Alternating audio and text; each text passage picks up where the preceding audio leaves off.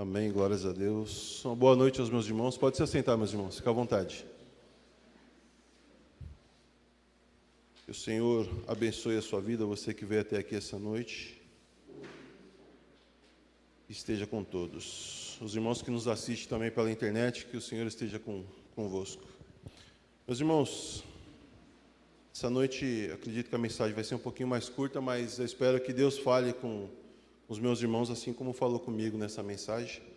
Nós vamos continuar a meditar no capítulo 6 de Efésios, que eu comecei a ler sobre a armadura de Deus. E nós vamos vamos meditar mais um dia sobre mais uma peça dessa armadura, que é os calçados. Que ele manda a gente nos calçar com o Evangelho da Paz. O tema da mensagem essa noite será o Evangelho da Paz. Então, convido meus irmãos a abrir a Bíblia em Efésios 6. Vamos ler a partir do capítulo 14. Efésios 6, 14. E diz assim: Estais, pois, firmes, tendo cingido os vossos lombos com a verdade, e vestindo a couraça da justiça, e calçando os pés na preparação do Evangelho da Paz. E nós vamos ler algumas passagens para tentar entender isso, porque o versículo é bem curtinho, a passagem, e a gente vai ler algumas passagens nessa noite. Porque a Bíblia, ela trata o Evangelho, ela chama o Evangelho por alguns nomes, Ela tem algumas expressões. A Bíblia chama de o Evangelho de Cristo, o Evangelho do Reino, o Evangelho de seu Filho, o Evangelho eterno, o Evangelho da graça e o Evangelho da paz. E nós vamos tentar entender essa noite o que é o Evangelho da paz. Todas essas nomenclaturas, na verdade, fazem referência a um Evangelho só, que é Cristo. Cristo é o Evangelho de Deus. E nós vamos meditar sobre isso, então. O Evangelho, ele significa as boas novas de salvação. Mas por que Paulo ele nos orienta a calçar os pés com esse Evangelho da paz? Por que ele pede para a gente nos vestir dessa armadura e calçar os pés com esse Evangelho da paz? Ou em algumas versões, como está escrito, calçais aos pés com a prontidão do Evangelho da paz, ou a preparação do Evangelho da paz. Algumas versões dizem isso, a prontidão. E lembre-se que na época de Paulo, quando ele usa essa metáfora, a referência que ele tinha eram os soldados romanos, que era comum em todo o reino, tanto de Israel como em Roma, que ele andava.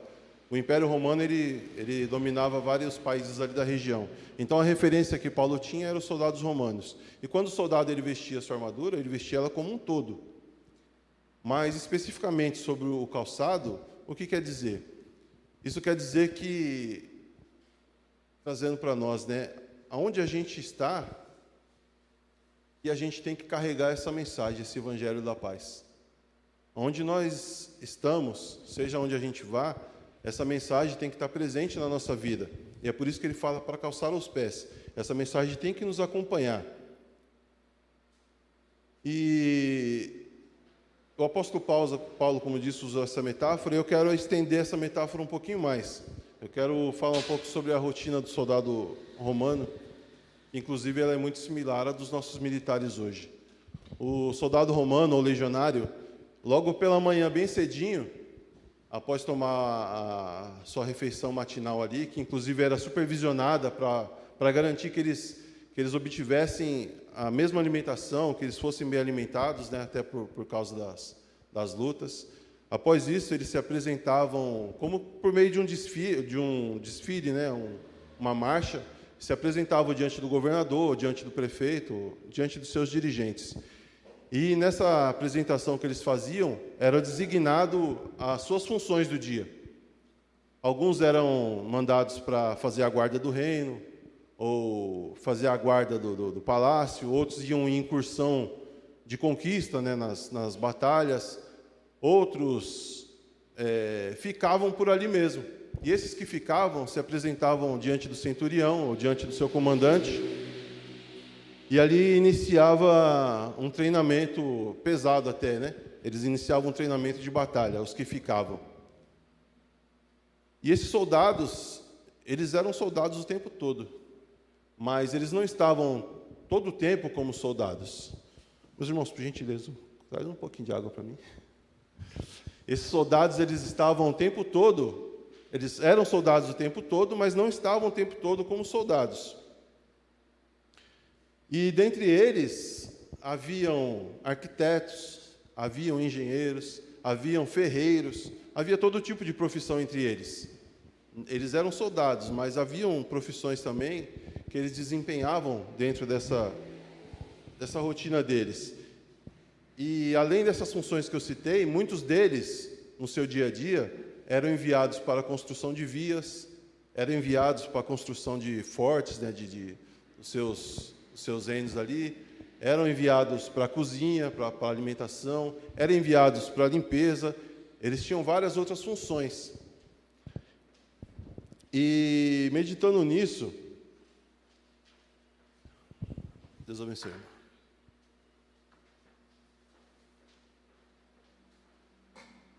E meditando nisso, eu entendi que tem uma relação íntima, né, com a nossa rotina como cristão e com a metáfora que Paulo usou. Porque apesar de todo o tempo eles não estarem como combatentes, eles estavam preparados para a batalha, eles estavam preparados para o combate.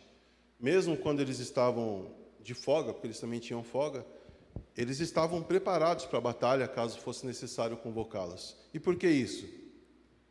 Por causa do treinamento que eles recebiam diariamente. Eles desempenhavam várias funções, mas a principal, que era soldado de guerra, eles só desempenhavam bem, estavam prontos a todo momento, porque eles tinham um treinamento. E essa prontidão só era possível devido a esse exaustivo treinamento, né? E a nossa vida cristã não difere muito disso, porque Paulo ele nos instrui a calçar esse evangelho da paz, como eu disse, a gente ter ele nos acompanhando, mas esse evangelho a gente só consegue calçar se, similarmente aos soldados, a gente tiver uma vida diária e dirigente diante da presença de Deus, buscando as coisas do alto, se alimentando bem. Se a gente está ali diante de Deus em oração, realmente nos empenhando por buscar o reino acima de tudo, como ele diz, para buscar o reino de Deus e a sua justiça acima de todas as coisas, a gente vai estar preparado. Porque o nosso treinamento diário é isso. É a gente fazer isso que a gente está vindo aqui, a gente vir para a igreja, cultuar a Deus, é a gente louvar, é orar, mas, acima de tudo, é a nossa vida particular com Deus. É a gente ler a palavra, é a gente buscar, é a gente, onde estiver, ser cristão. Porque não tem como a gente se livrar disso. Então, essa vida só é possível se a gente tiver esse treinamento diário. E mesmo quando a gente estiver fora do ambiente religioso, fora da igreja, quando a gente estiver nos nossos trabalhos, nas escolas, com a nossa família passeando, a gente vai estar pronto a todo momento para pregar Cristo, se for preciso. A gente vai estar pronto a todo momento a anunciar o Cristo como Salvador. E não tenha medo, meu irmão. Anuncie Cristo, fala que Ele é o seu Salvador, fala que Ele te salvou, que Ele deu a vida dele na cruz para que você hoje pudesse ter a salvação com Ele. Essa é a prontidão que a gente precisa ter. Porque o objetivo do soldado romano era fazer o reino, né, o Império de Roma, ser expandido por toda a terra. E qual é a nossa missão? A não ser fazer com que o reino de Cristo se expanda e que o nome dele seja conhecido em toda a terra e adorado. Então, essa comparação que eu quis fazer, porque tem muita similaridade, mas há uma enorme diferença entre nós e eles, porque eles faziam essa expansão através das guerras, através das batalhas, através de derramamento de sangue. Mas nós, como os cristãos, nós levamos o evangelho da paz, porque Cristo ele já derramou sangue por toda a humanidade. Então, esse evangelho que nós carregamos é um evangelho de paz, de amor e não de guerra. E por isso que nós temos que estar prontos a todo momento.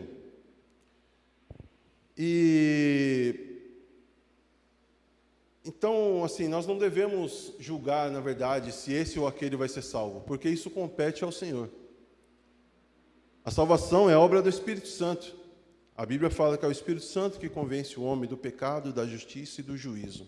Mas é através de quê que ele convence o homem do pecado, da justiça e do juízo? É através de nós. É através da pregação do Evangelho. É através da pregação da palavra de Deus. Nós não somos controladores de acesso do reino. Nós não podemos privar ninguém de ouvir a palavra de Deus.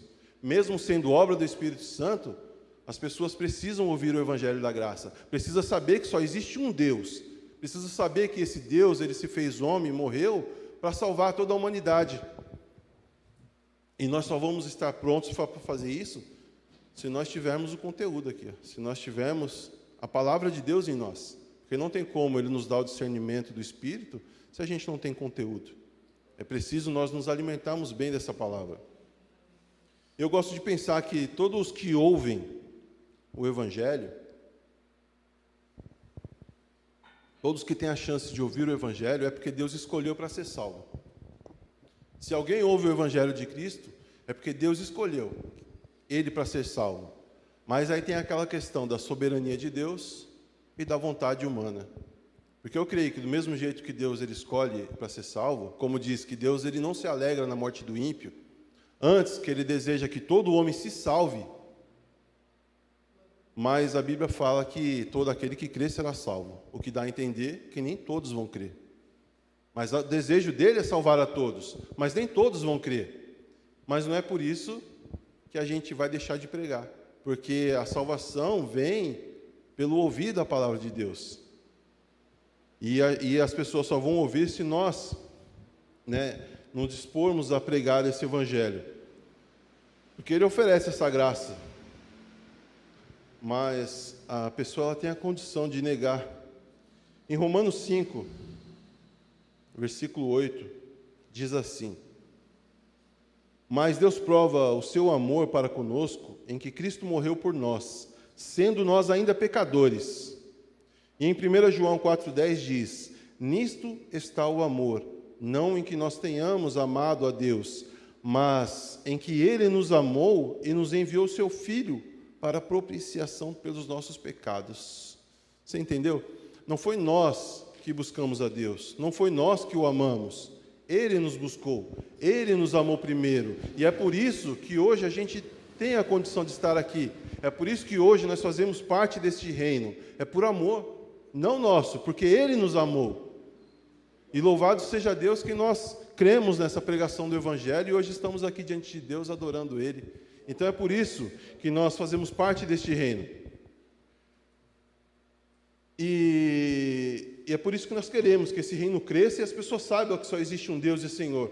Mas o apóstolo Paulo chama atenção para uma coisa, lá em Romanos 10, do versículo 12 a 15, com ênfase no 14 e no 15, que ele diz assim: Porquanto não há diferença entre judeu e grego, porque um mesmo é o Senhor de todos, rico para com todos os que o invocam, porque todo aquele que invocar o nome do Senhor será salvo. Como, pois, invocarão aquele que não creram? E como crerão naquele que não ouviram? E como ouvirão se não há quem os envie? Como não ouvirão se não há quem pregue, em algumas versões. E como não ouvirão se não forem enviados? E aqui ele parafraseia os profetas, que diz, como está escrito: Quão formosos os pés dos que anunciam o evangelho da paz, que trazem alegres, novas e boas coisas. E é por isso que nós não devemos supervalorizar as nossas vontades acima de tudo. Nós não devemos valorizar as nossas vontades acima das coisas do reino. Porque a Bíblia diz que aquele que o ama o mundo e a sua concupiscência, o amor do Pai não está nele. E Ele nos designou para mostrar ao mundo esse amor dele, A nossa missão é levar ao mundo o amor de Deus. E se a gente ama o mundo, logo, o amor de Deus não está em nós, como diz as Escrituras. E em Coríntios 5,18, eu marquei aqui, meus irmãos, esqueci de marcar se é a primeira ou segunda, mas está escrito aqui. Está escrito assim: e tudo isso provém de Deus, que nos reconciliou consigo mesmo, por Jesus Cristo, e nos deu o ministério da reconciliação. Isto é, Deus estava em Cristo reconciliando consigo o mundo, não lhes imputando os seus pecados, e pôs em nós a palavra da reconciliação. Ou seja, ele não veio condenar o mundo, ele veio para salvar. O mundo já estava condenado, ele veio para salvar o mundo. E isso ele usou o que para essa reconciliação? De sorte que somos embaixadores de Cristo, como se Deus por nós rogasse. Rogamo-vos, pois, da parte de Cristo, que vos reconcilieis com Deus. Então, meu irmão, Deus soberano, Criador de todas as coisas, Ele nos designou como embaixadores em nome de Cristo, meu irmão. Que honra! Que honra! Nós somos embaixadores de Cristo aqui na terra. Nós devemos levar o nome de Cristo ao mundo. A nossa vida pessoal, diariamente, ela é um referencial. Como é que alguém leva o nome de Cristo e vive uma vida tortuosa? Não tem como. Para a gente ser embaixador de Cristo, levar o nome dele, nós temos que ter uma vida santa. E como a gente vai levar essa mensagem, isso eu digo de um modo geral, não é todos, mas como a gente vai levar essa mensagem se a gente, às vezes, nem ao menos se importa em ler a Bíblia? Como a gente vai levar essa mensagem para o mundo se a gente não se preocupa com as coisas do reino? Que a gente muito só se lembra de Deus no dia de cultuar, como se fosse ali uma missa só para cumprir uma rotina religiosa. Como? A gente só pode fazer isso se a gente realmente tiver uma vida diante de Deus, nos alimentarmos da palavra. E como nós somos incumbidos, de anunciar essa mensagem de reconciliação, então eu digo para você, não tenha medo. Diga que Cristo te salvou. Na sua escola, no seu trabalho, diga sem medo, Cristo te salvou. Não importa as consequências que isso vai gerar. Até porque, nesse momento, eu tenho irmãos nossos morrendo por anunciar isso. Tem irmãos nossos se escondendo para não morrer por dizer que Cristo é o Senhor e Salvador. Então, use suas redes sociais, use o meio que for, fale do amor de Cristo, se tiver oportunidade, não tenha medo. E falando sobre essa prontidão, sobre essa necessidade de pregar o Evangelho, me permita contar uma história aqui rapidamente. É uma história que gerou até um filme. Talvez os irmãos já tenham assistido, a maioria, eu acredito, que é baseado em uma história real. É a história do soldado Doss. Acho que o Fabiano até chegou a citar uma vez aqui, se eu não me engano, que é Até o Último Homem. Esse soldado, ele era um jovem cristão adventista que ele se alistou no exército como médico. E ele foi determinado a não pegar em armas.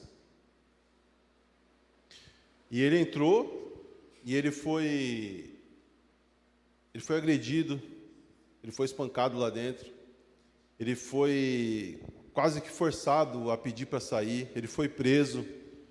Ele passou por várias coisas, os outros soldados não queriam ficar ao lado dele por temer não ser protegido por ele, mas mesmo assim ele se manteve fiel à sua fé e ao seu propósito, que era salvar vidas. E em uma das batalhas mais difíceis da vida dele, que eles estavam na ilha de Okinawa, no Japão, uma das batalhas mais difíceis, ele salvou sozinho 75 homens. E toda vez que ele descia um ferido pelas cordas, ele orava para Deus: Senhor, me ajuda a salvar só mais um. Toda vez que ele pegava alguém, ele falou: Senhor, me ajuda a salvar só mais um. E assim foi. E em um desses soldados que ele se encontrou, ele foi ferido por uma explosão e perdeu as duas pernas. E nesse momento havia outro médico com ele e falou: deixa ele para trás, isso aí ele já está morto. E o próprio ferido, se eu não me engano, ele falou algo como, faz tempo que eu assisti, ele falou algo como assim: pode me deixar aqui, me deixa morrer, né? Porque até ele estava sem esperança, assim, as duas pernas sangrando absurdo. Só que o soldado Dawes, ele não deu ouvidos, colocou o homem nas costas e foi para salvar mais ele. E ele falou: Senhor, me ajude a salvar só mais um. E o que eu quero dizer com isso, né? Fazendo essa comparação. Porque essa ilustração que eu estou fazendo é que, do mesmo modo dessa cena, é que tem gente que perdeu a esperança. Tem gente que perdeu a esperança e já falou: pode me deixar, eu não tenho mais jeito não. Eu estou falando de soldados, meus irmãos. Quantos irmãos em Cristo a gente já não viu na nossa caminhada se ferir no meio do caminho e ficar para trás? E muitos achar que já não tem mais esperança. Quantos irmãos em Cristo nós não vimos se afastar e ser deixado para trás para morrer? Eu mesmo, eu fiquei durante 15 anos afastado. Numa igreja com mais de 300 membros, apenas 2 jovens foram me visitar para saber como eu estava. Essa situação de muita gente por aí. Tem gente que já desistiu da fé, tem gente que já desistiu da família, e tem gente que está a ponto de desistir da vida. Essa é uma realidade, infelizmente, triste, ainda mais quando se aproxima o fim, porque a Bíblia fala que no fim haveria uma grande apostasia. E a gente está vendo o amor se esfriar no mundo, a gente está vendo muitas calamidades e a gente precisa estar preparado, meus irmãos, para anunciar esse evangelho de paz, esse evangelho de amor. E eu acredito que se a gente buscar a Deus com um coração sincero, se empenhar no estudo da palavra, se empenhar numa vida realmente de oração, a gente vai conseguir calçar esse evangelho da paz e a gente não vai deixar ninguém pelo caminho. Seja cristão afastado, seja incrédulo, se a gente estiver com a vida no altar de Deus, se a gente estiver com uma vida santa diante de Deus, Ele vai nos usar como instrumentos, Ele vai nos usar como embaixadores, que foi para isso que Ele nos designou. Ele nos chamou para ser embaixadores, pregadores da palavra de Deus. E nesse momento eu faço uma oração semelhante à do soldado Dawes. Eu peço que essa mensagem chegue pelo menos uma pessoa, seja incrédulo, seja algum irmão afastado, que esse irmão ele saiba que não é o fim, que Cristo ele morreu na cruz para salvar. E Ele está de braços abertos, Ele só depende que você venha. Há salvação para você. Há salvação. Quem quer ver você destruído é o diabo, mas Deus ele te chama para te salvar. Aleluia, Jesus. Louvado seja o nome do Senhor.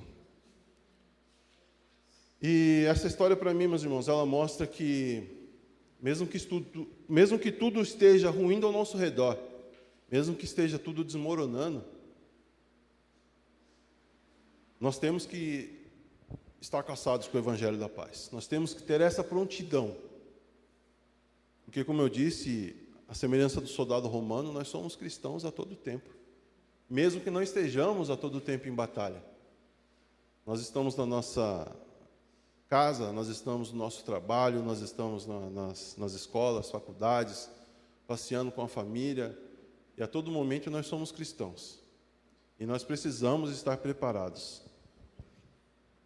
Mas que mensagem é essa, né, da qual a gente foi incumbido? Que evangelho da paz é esse que Ele nos manda anunciar? Para a gente entender o que é esse evangelho da paz, a gente precisa primeiro entender a nossa condição. E como a gente deu lá em Romanos 5:8, diz assim, que Deus ele nos amou sendo ainda nós pecadores. Então essa era a nossa condição, pecadores. E como tais, nós estávamos condenados à morte. Como pecadores, havia a ira de Deus sobre nós. Nós estávamos separados de Deus. E essa é a condição ainda de muita gente que não conhece a graça de Cristo. A palavra diz que por meio de um homem, Adão, o pecado entrou no mundo. Mas que por meio de um homem, Cristo, a salvação entrou também. E antes havia esse juízo sobre nós, e a condenação era certa. Mas veja o que está escrito em Efésios, capítulo 2, a partir do versículo 11. Efésios 2, versículo 11.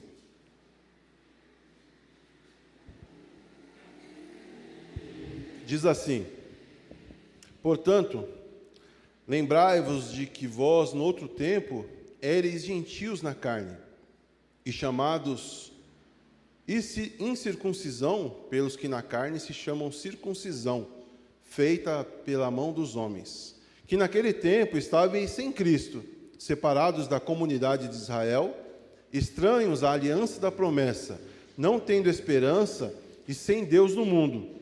Mas agora em Cristo Jesus, vós que antes estáveis longe, já pelo sangue de Cristo chegastes perto, porque Ele é a nossa paz, a qual de ambos os povos fez um, e derrubando a parede de separação que estava no meio, na sua carne desfez a inimizade, isto é, a lei dos mandamentos, que consistia em ordenanças, para criar em si mesmo, dos dois, um novo homem, fazendo a paz. E pela cruz, reconciliar ambos com Deus em um corpo, matando com ele as inimizades. E vindo ele, evangelizou a paz a vós que estavais longe e aos que estavam perto. Percebe agora porque é chamado de Evangelho da Paz? Esse contexto que a gente leu aqui fala que a gente não era participante da promessa de Deus. A promessa foi feita ali a Abraão, e a sua descendência, que é Israel, e nós não fazíamos parte dessa promessa. Mas Cristo veio e pôs fim a isso. A cruz de Cristo nos uniu novamente. E agora não tem mais Israel, não tem mais gentios, não tem mais, como diz, gregos e Israel. Por quê? Porque agora a gente é um só em Cristo. Existe sim vários povos, existe ainda os judeus, existe os gregos, existe os gentios, mas se você olhar de um modo geral, só existe os que estão fora de Cristo e os que estão em Cristo. E nós somos unidos, nós somos reconciliados por Deus pela cruz de Cristo que nos salvou. Ele morreu na cruz justamente para isso, para nos reconciliar. E agora o que nos aguarda não é mais uma condenação. O que nos aguarda é a promessa de salvação. Essa é a promessa que Ele nos fez. Então, nenhuma condenação há mais para aqueles que estão em Cristo Jesus. E eu estou terminando já, tá, meu irmão? Como eu disse, ia ser bem curtinha. E por que disso? Para fixar, a gente vai ler Romanos 5, 1 e 2, que diz assim: tendo sido, pois, justificados pela fé, temos paz com Deus, por nosso Senhor Jesus Cristo, pelo qual também temos entrada pela fé a esta graça, na qual estamos firmes e nos gloriamos na esperança da glória de Deus. Então, quero lembrar os irmãos que para essa paz, para a gente poder pregar essa paz ao mundo, esse evangelho de paz, essa paz tem que fazer parte da gente. A gente tem que entender que essa paz está em nós, porque Cristo Ele nos salvou, e não há mais condenação para nós se nós estivermos em Cristo. Então, independente da situação que a gente está passando, essa paz que excede todo entendimento tem que fazer parte da nossa vida. Porque nós somos diferentes do mundo, meus irmãos. Nós estamos no mundo ainda, mas nós somos diferentes, porque nós temos a paz de Cristo que nos salvou. E, como eu disse, nós temos que nos ocupar com as coisas do reino. Precisamos confiar em Deus e meditar na palavra. Em Isaías 26, 3 e 4 diz assim: tu conservarás em paz aquele cuja mente está em ti, porque ele confia em ti. No verso 4 diz assim: confiai no Senhor perpetuamente, porque o Senhor é como uma rocha eterna. Em Salmo 119, 165 diz: muita paz tem aqueles que amam a tua lei. Então, meu irmão, não se desespere. Tome posse dessa paz que excede todo entendimento e não seja juiz de ninguém. A salvação, como eu disse, é obra exclusiva do Espírito Santo. Cuide apenas em aprender mais de Deus. Cuide apenas em buscar a presença de Deus na sua vida, amar essa lei e obedecer, porque Ele vai nos capacitar a anunciar essas boas novas. E para finalizar, eu queria citar novamente o versículo de Isaías 52, 7. Pastor, se quiser. Que diz assim: quão formosos são sobre os montes os pés daqueles que anunciam as boas novas, que faz ouvir a paz do que anuncia o bem, e faz ouvir a salvação do que diz a Sião: o teu Deus reina. Curve sua cabeça, meu irmão.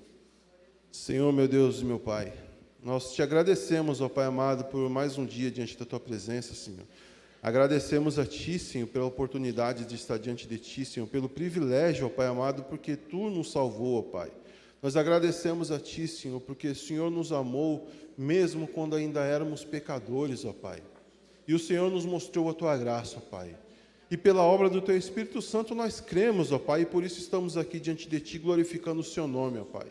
Eu te peço, ó Deus amado, para os Teus servos que estão aqui, Senhor, para mim, perdoa, Senhor, as nossas falhas, ó Pai, que praticamos contra Ti diariamente, Senhor. Perdoa as nossas transgressões, ó Pai, e nos capacita, Santo Deus, a estar diante de Ti, ó Pai, como esse mensageiro, ó Senhor, como esse embaixador, ó Pai amado, que carrega o nome de Cristo ao anunciar o Teu Evangelho, Senhor. Alcance, ó Pai amado, aqueles que estão afastados, ó Deus. Aqueles que acham, ó Pai amado, que não há mais esperança, Senhor, que a vida se acabou, ó Deus amado. Tenha misericórdia, ó Pai. Restaure, ó Pai amado, que o Teu Espírito possa visitá-los, ó Senhor. As famílias que estão à beira do abismo, Santo Deus, prestes a se desfazer, Senhor. Que o Senhor tenha misericórdia, ó Pai amado. Que haja reconciliamento, ó Senhor. Assim como o Senhor nos religou com Ti, Senhor. Que o Teu Espírito Santo possa fazer essa obra maravilhosa, Pai. E aqueles que não conhecem o Teu nome, Senhor, aqueles que não creem no Teu Evangelho, Pai, que sejam quebrantados pela Tua palavra, Senhor.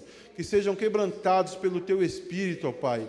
E que sejamos um, ó Pai, em nome de Jesus Cristo, ó Pai, para adorar e engrandecer o Seu nome, ó Deus. Amém.